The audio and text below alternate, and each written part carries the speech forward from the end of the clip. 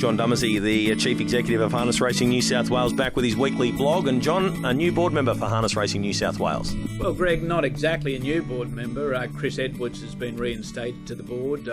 This came about from the Deputy Premier and Minister for Racing, Troy Grant, this week. So we welcome Chris back aboard, and we look forward to all that diligent work that we've been missing out on from him in the last few months. Take us through the process of how Chris became available to become back on the board. Well, what happened was that there were delays, obvious delays through some internal issues within the department back in January, February this year. An exhaustive process went ahead. Of course, we had a bit of kerfuffle with one of the other codes, the Greyhound code, with what was going on there.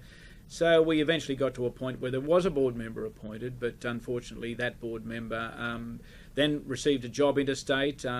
Obviously was very reluctant to leave the post, but really had to in the fairness of everything, and it left it with the board to nominate a person, and well, Chris Edwards was the person to be nominated, and he has been accepted. Okay, so we look forward to seeing Chris back on the board. Now, the Inter-Dominion Grand Final will be run on Sunday. Yes, and New South Wales, I'll say that New South Wales very, very well represented by Devendra. He's not a Tasmania. He has been in New South Wales for all this time. Jimmy Rattray is a New South Wales Welshman. He's got a tattoo, I'm sure, somewhere to prove that. But yes, Devendra will represent New South Wales, and it's great to see. Joe Fest won the Inter-Dominion for us a few years ago for Darren Hancock, and I'm sure Devendra will be there, punching away and representing us well. What about the claiming races? How have they been going? Extremely well. Very encouraged by the number of owners that are wanting to put horses into this type of racing. It's self-grading, self-regulation to the point where you can place your horse where you think it's best suited for its ability at the time. Now, some of these horses have had long and distinguished racing careers. Some have had careers that haven't quite been fulfilled, but claiming races are here to stay.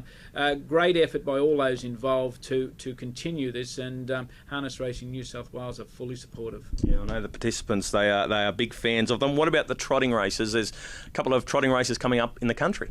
Yes, if those trainers who have trotters aren't aware, and I'm sure they are aware, there is a break at Tabcorp Park Menangle, no racing there for a couple of weeks. So the Parks Harness Racing Club have two trotters races on, the 28th and the 31st of January. So it's a short break out in the bush, and I think that's where the trotters should go. Two $10,000 races, so it's not as if the money isn't there as well.